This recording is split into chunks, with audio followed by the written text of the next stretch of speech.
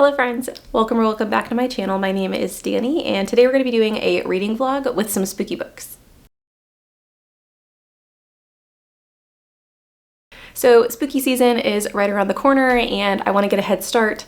I think I would like to do a couple of different vlogs with you guys within the next couple of months on some mystery thrillers, some horror novels that I'm interested in, just to vlog my experiences and let you guys in on some of the books that I'm reading during fall.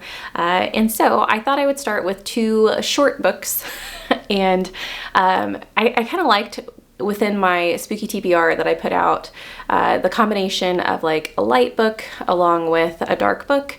And so I thought I would try that for a vlog as well. The first book that we're going to be getting to is the lighter read, and that is Thornhedge by Kingfisher. So this is, I do think, marketed as horror, but it's also a fairy tale retelling of Sleeping Beauty, but a dark version of that. But I still think it's on the lighter side.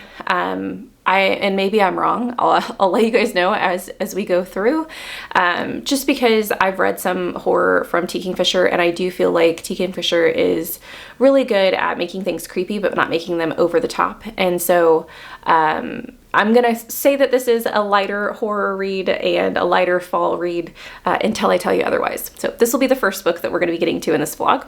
The second book that I'm going to get to with you guys is Wild Spaces. So this is a horror novel that came out, it was either late August or early September. It's very, very short. And so we're going to be able to get through both of these books in a breeze because I think Thornhedge on audio is only 4 hours long, and then yeah, this won't take very long either.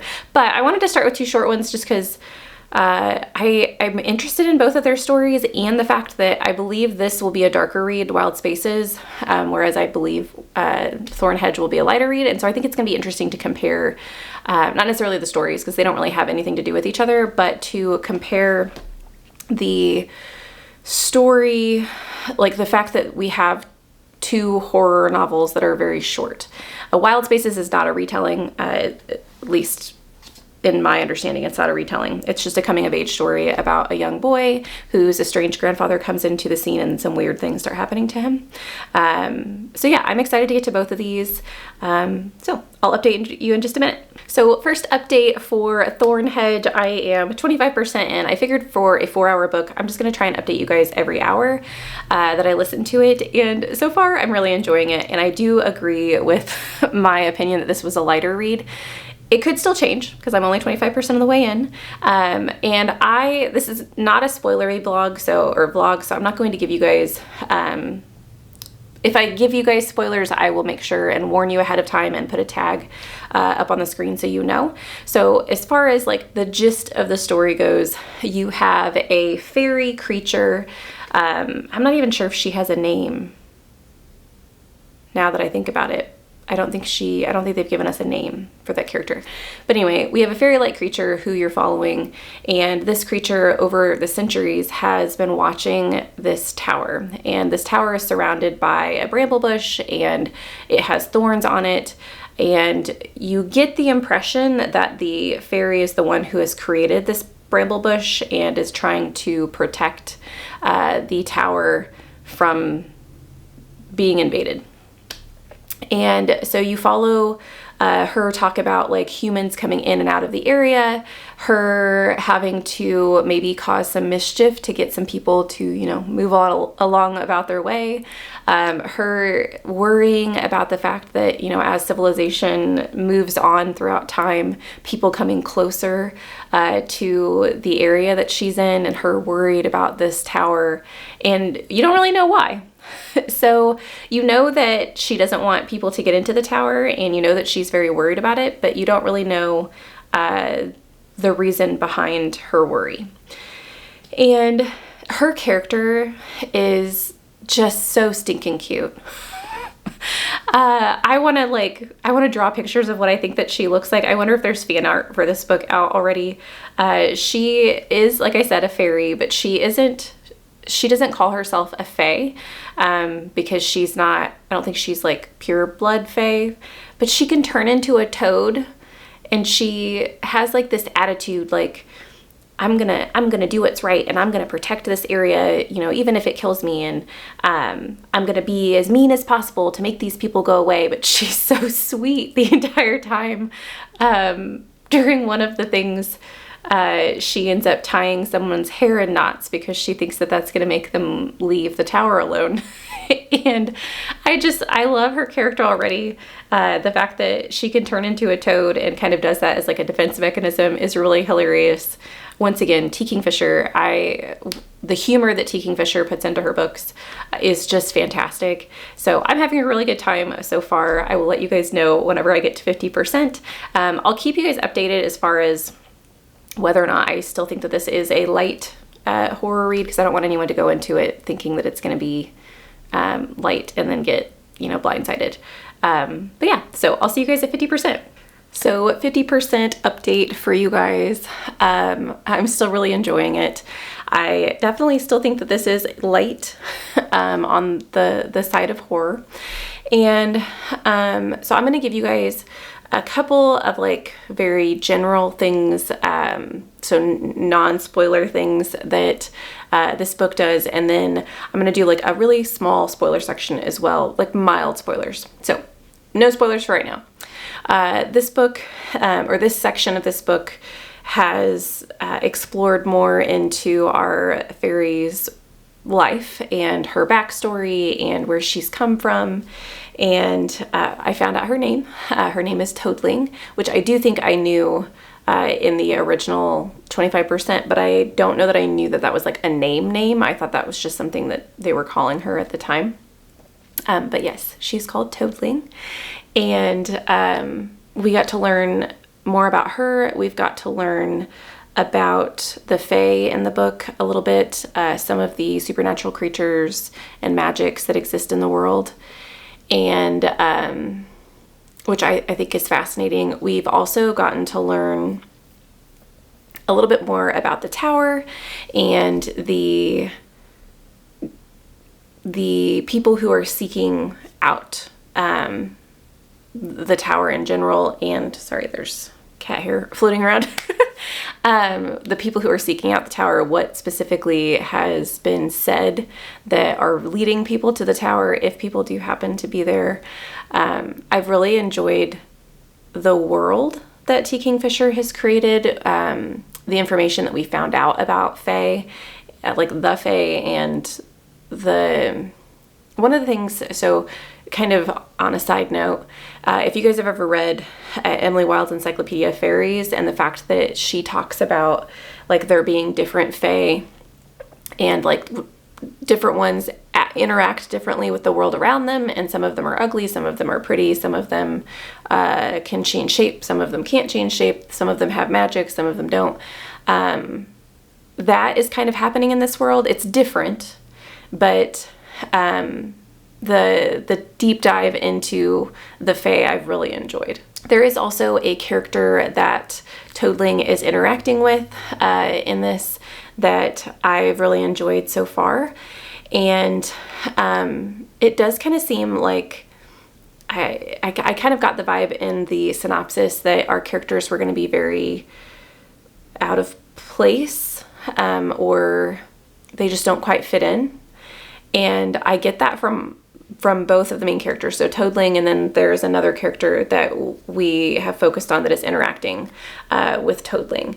And I feel like both of them in their own right don't necessarily fit into the roles that they've been given, and they're just they're trying to do their best. And I appreciate that kind of through line story with the two of them interacting with one another and kind of learning about each other. I've enjoyed that. So on to kind of the spoilery section. Once again, very, very mild spoilers, really to do with the fact that this is a retelling, or part of the fact to do with it is a retelling, and then another mild spoiler on just some information about Toadling that I found intriguing. So I'll put spoilers up on the screen. The first thing I'm going to talk about is the spoiler involving like the retelling aspect. So, and once again, spoilers. We know that this is a retelling of Sleeping Beauty, and so we find out in this section of 50% that there is some form of a maiden that Toadling is in charge of, who we don't necessarily know what's happened to her, but being that this is Sleeping Beauty, I'm assuming that she's fallen into a deep sleep. And for whatever reason, and that's the spoilery piece that I'm not going to share with you guys. For whatever reason, Toadling does not want this maiden to be woken up. And so I have found the pieces of Sleeping Beauty that T. Kingfisher is using in this story really fun and new. And not that I've read very many retellings of Sleeping Beauty, but I just think that the different aspects of the Sleeping Beauty storyline that are being used in this are really fun. And then I don't even know, maybe I shouldn't have said that was a spoiler, but I didn't, people want to go in blind. I want people to have that opportunity. The second spoilery thing that I wanted to talk about, and once again, this is mild spoilers on just some information that we've gotten about Toadling. And so I talked to you guys about the fact that Toadling is part of Fae, she is a fairy, but she's not part of Fae, or she talks about herself like she is not part of Fae. And that is because she is actually a changeling. She is a human child who was abducted when she was first born. And it talks about the manipulation of, if you take a human child who was just born, who hasn't had time to be human, taking them into Fae can, their bodies are more malleable to magic. And so she is still human, but she has become something more because of the fact that she was taken at a very young age. And so we're getting to explore changelings, which is something I've always found fascinating. And I haven't been able to track down a lot of books that focus on it in the way that I want them to. I actually read the book The Changeling by, I think it's Victor Laval, and found that book very disappointing. I read, I think, 60% of it, and most of it is just about like domestic drama, and there wasn't a lot of fantasy involved, and so I ended up DNFing that book. But I have been searching for a book that deals with changelings, and this one does. So I know that once again, that's a mild spoiler, but I just think it's really fascinating. So I'll see you guys at 75%. I'm at 75% at this point, still loving it, and I definitely want to purchase this. I want to have this in my collection, which is surprising because I usually don't like short stories, and T. Kingfisher is one of the authors that I will try short stories with because I do tend to enjoy her writing, and so getting it in short form doesn't always bother me. I did not enjoy What Moves the Dead. Not that I didn't enjoy it. I rated it 3 stars, but I wanted more. The ending was very abrupt, which is one of the reasons I tend not to enjoy short stories. So I suppose that could still happen with this one. However, this is... I just absolutely love Toadling. The character, she's just amazing. I've really appreciated getting to know her character, and you get more of her backstory, and you get to know about this mission that she's on and why which from the very beginning of the book, that she's been here a very, very long time, and she's been watching the tower, and you learn why, and you learn how diligent she's been. And there's a scene, and this isn't spoilers on anything of the plot, this is just one piece of scenery where she's literally sitting and watching the tower in her little toad form, and sitting through the seasons watching things go to, not go to dust because things still exist, but essentially things age and people move on, and she's just, the silent century, is it the centurion? I know I'm gonna have that name wrong, but just a silent soldier that's watching and guarding and doing it because she wants to keep people safe. And I love that little imagery of just, you know, a toad sitting next to a giant tower and making sure that nothing bad happens. But yeah, I really absolutely love her character. We also found out we found out the backstory behind what's going on in the tower and why Toadling is protecting the tower. We also figured out some more of the magic in the realm and how it affects nature around the tower, which I found really intriguing. And that ties back to some of the information that we've learned about Toadling. And then we found more information about Toadlings. Well, never mind. It was really more, the information that we got was really more about the tower, not so much about Toadling's past. So I guess 25 to 50% was more about Toadling's past and who Toadling is, and then 50% to 75% was more about the history of the tower and why Toadling is there to begin with. So I definitely think that this is on the lighter side still. I know I've said that on every update, but I just want to make sure people know. And yeah, I'm really enjoying it. So the next time I see you guys will be when I finish this book. And yeah, I hope to have good things to tell you. Right now, in my head, it's a 5-star, which is incredible for a short story. This reminds me a lot of Nettle and Bone, which Nettle and Bone I rated 4 stars. And once again, I think Nettle and Bone I rated 4 stars because of the fact that it was so short and I wanted more of the characters in that book. But the feel of this story, the kind of magical, I don't want to call it whimsical, but it, you know, it's a fairy tale, and that setting, Kingfisher does a really good job of setting that atmosphere. Even though we have like this dark thing going on, it's almost kind of cozy with the conversations that Toadling is having with this other person. And while you're seeing what Toadling has gone throughout the centuries and what has happened to this kingdom throughout the centuries, there is sadness there, and there's defeat, but then there's also like this sense of hope and duty and honor that I really love. So I'll see you guys on the other side. So final update on Thornhedge. I just finished this and I'm definitely giving this 5 stars. I did actually go into Goodreads after I finished just to check if this is really a fantasy horror, because I didn't really get that vibe. Obviously it's fantasy, but I didn't get the horror vibe so much in the book. And it is, and now that's not how it's marketed, that's just how it's shelved on Goodreads. But I don't think I would consider this horror. I'm trying to think.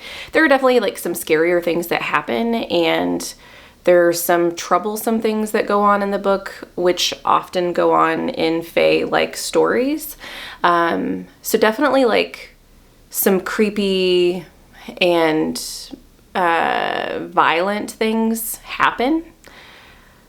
So yeah, I guess there are like there's very minimal or mild horror in this. So yeah, I guess I'll go with it. Because there were some events at the end that I guess I could see it. Anyway, I absolutely love this. This was fantastic. The ending was great. It's a short story that I actually feel like it's complete. I would love, and I said this in one of my previous videos, I would love to see spin-off series of Kingfisher's worlds that she builds like this. Nettle and Bone is the one I talked about earlier, but I would love to see Toadling, and I would love to see Toadling grow up and that's all I'm going to say as far as that goes. I don't want to give away where she grew up, but I would like to see her grow up. I would like to see, we get a little bit of an epilogue at the end of the book. So you do get to see some of what happens after the events of the book, which I appreciated. I know some people don't like epilogues. I don't mind them. So there is something that I didn't mention in my previous updates that I just forgot about, and it was tied in at the end. And I won't be more specific than just saying there is a relationship that occurs, or that there is a relationship between Toadling and some of the characters that are in this book. And it does get addressed throughout the storyline and then also get addressed at the end. And I just thought that part was fascinating. If you listened to one of my spoiler sections, you might know what I'm talking about. But yeah, I really enjoyed that aspect of the story. And once again, I just absolutely love Toadling. I adore this character, and I would love to hear more about her and more about her experiences after this. I also really enjoyed the companion character in the story. We don't get as much about like his backstory or anything like that in the book, which I don't think you need. But I still thought that his experience and his demeanor really added to the story. This was just such a cozy read. And I also think it's absolutely perfect for fall. So I'm glad that I read it around this time. I really enjoyed it.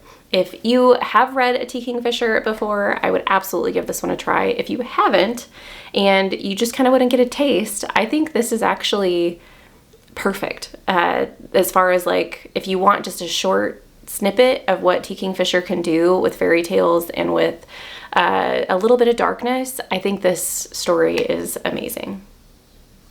So on to Wild Spaces. So it is currently 7 p.m. here, so I've filmed all of this on the same day. I don't know how much of Wild Spaces I'll get to. I want to update you guys, I think I think I'm just gonna, I don't know, it depends on how like intense the book is. So I will either update you guys every 50 pages, which will essentially be 3 updates. It's only 120-ish pages, so I'll probably do like 50, 100, and then the end. Unless some really crazy things are happening, and then I might update you sooner than 50 pages, but we will see. So on to book 2. So I am 60 pages into Wild Spaces, and it's not what I expected or wanted. So far, we are following a family of a young boy. I think he was maybe 11. I can double check on that whenever I finish. But he and his family, so it's his mother and father, the first chapter, or the first like little section, because this book doesn't really have chapters, they find a dog at a park and take the dog home, and they call him Teach. He is, I think, an Irish setter from how they described him, but maybe not. They described him as like golden retriever but red, and that's the only thing I can think of, so he might just be a mutt. The dog's cute. The dog's like the boy's protector. The grandfather shows up in the picture, and definitely some weird things weird things exist between the parents and the grandfather. It seems very tense when he gets there, and the grandfather is strange. He has some weird ways of dressing and some odd behavior, some kind of odd things. One of the comments, and this was very, very early on in the book, that he made to the boy was that he was telling the boy that he comes from the sea, and which is what I expect because of the tentacles. But I just don't know. I don't know that this is going to be it for me. Obviously, I'm going to finish it. There's 60 pages left in the book, so I'll get to the end of it. I just don't know. It seems very slice of life for me. We've lived a couple of days with these individuals and with with his grandfather.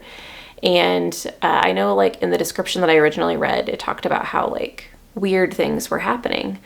And I thought the weird things happening would be, like, supernatural, creepy things. And they're just kind of creepy, not supernatural. And that's just not what I wanted.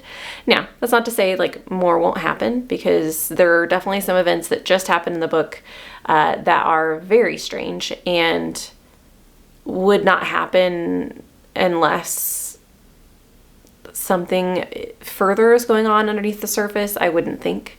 So hopefully the latter half of this book picks up pace, because currently it's pretty slow, and I just feel like I'm living day-to-day life with this family, which is not what I expected out of a horror novel, especially a novella as short as this. I would have expected it to be really fast-paced, and it hasn't been. So hopefully the second half of the book is better. I'm thinking right now it's probably between a 2 and a 3 star. We'll see what happens, but you know, anything can happen. I am probably just going to update you guys twice on this, so I will give you guys my final update whenever I see you next. Well, I finished it. Yeah.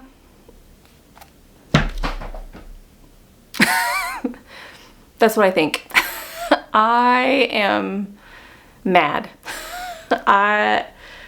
I think this is probably going to be a 1 star from me. I'm debating between a 1 star and a DNF, even though I finished it.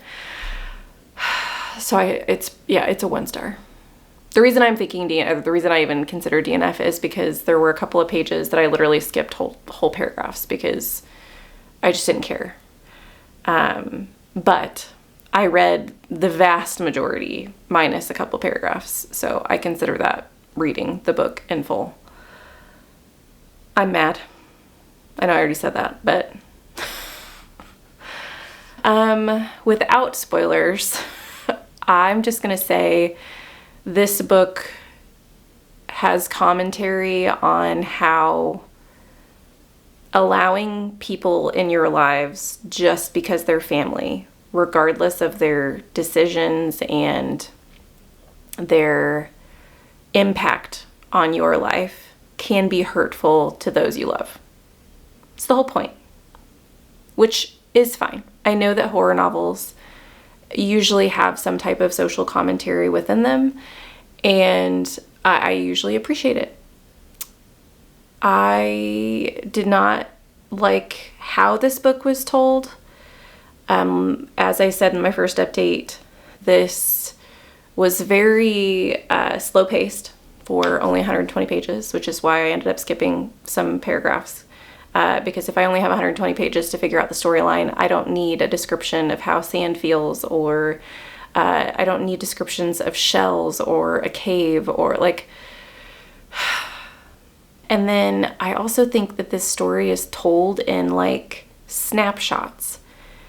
And I feel like the circumstances behind what's happening to the boy need more depth.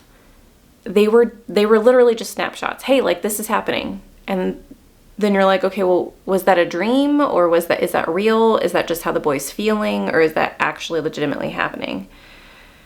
And then the end of the book was just absolutely god awful. I mean, I understand that the purpose is to show that that, like I said, allowing someone in your life just because they're family, regardless of their decisions, is not necessarily always wise. And I think there was also some commentary on how like trauma and family behaviors is cyclical.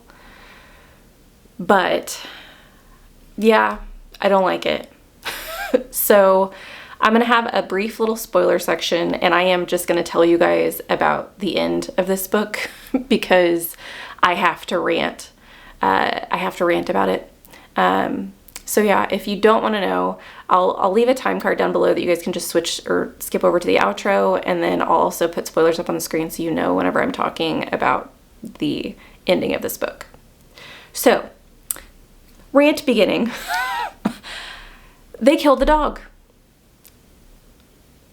I am flabbergasted. Now, there is a part at the end, although you don't get to see it because it ends before it happens, where apparently the dog, like it is alluded to that the dog's remains turn into some big cocoon and it turns into something bigger than it was, but you don't get to see that.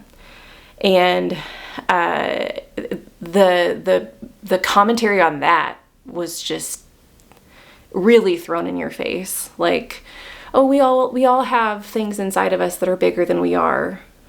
ugh.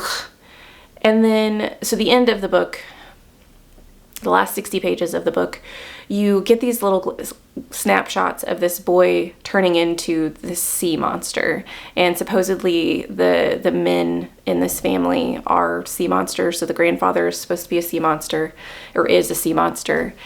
And you have this like really pivotal moment between this boy and his father where they connect, and they both understand that they do not really like how this grandfather has changed their family dynamics, and the father decides to be a father and stand up for his family and essentially say, like, this has to change and the grandfather needs to go. And the wife throws a shit fit and the husband disappears. Like, he goes for a run and he never comes back home, assuming the grandfather killed him. And after that, the grandfather also kills the mother and then goes after the boy. And the boy and the dog go after the grandfather, who's in the process of killing the mother, and that's when the dog dies. And then the boy goes back home, and the grandfather attacks him at his home, tries to kill him. I think ends up knocking him out. And then the boy, and there's like a moment in that point in time, like the boy isn't a sea monster through any of that, hasn't turned into one, has just had like brief little glimpses of the fact that he could be if he lets himself go, essentially. And the grandfather looks at him at one point in time and essentially says, like, after he's killed his mom, he's killed his dad, which you don't know that, but you assume, he walks into the house and he's getting ready to attack the boy, and he's like, what's going to make you angry enough? So it's like he's goading him into, which is why I talked about like the cyclical behavior. Sometimes people who act a certain way want you to act that way as well, because it's like validating for them. So I understand the purpose, but I hated the execution of it. It was absolutely awful. And so then the boy then kills the grandfather, and he's all alone now. He's killed, his grandfather's killed all his family members. He's killed his grandfather. He says his grandfather will always be with him because he's family. And then he goes to the hill where his dead dog was supposed to be, and his dead dog turned into some cocoon in a tree, which hatches at the very end of the book, but you never get to see what it is, and you don't know what the boy does. I'm mad, as I said before. Anyway, on to the outro, so no more spoilers. So I have a 1-star and a 5-star from this vlog. Thornhedge, I absolutely adored. I love that book, and I will purchase it as soon as I get a chance to. Wild Spaces is such a disappointment, because this is one of my, like, it was a highly anticipated release for me for as far as a horror novel goes, and it was awful. And it was only 122 pages. I'm bummed. I'm bummed that the vlog also ended on that note instead of ending on Thornhedge. I wish I would have read them in a different order, but I'm just gonna have to go away from this with the knowledge that Thornhedge was amazing, and I'll forget I ever read Wild Spaces. So that's the end of this vlog. Thank you guys so much for joining me on this spooky vlog. If you guys are interested in doing this again, where I read a lighter horror along with a darker horror within a vlog of some sort, let me know. I think it was fun, other than the fact that I did not like the second read, but I think it'll be fun to kind of do throughout spooky season, just to pick up a couple of reads and talk about them as I go through them. If you guys are reading anything for spooky season yourself that you're really enjoying, let me know in the comments down below. Maybe I can add them to my TBR. Thank you guys so much for watching this video. I hope you have a lovely evening, and I'll see you in the next one. Bye.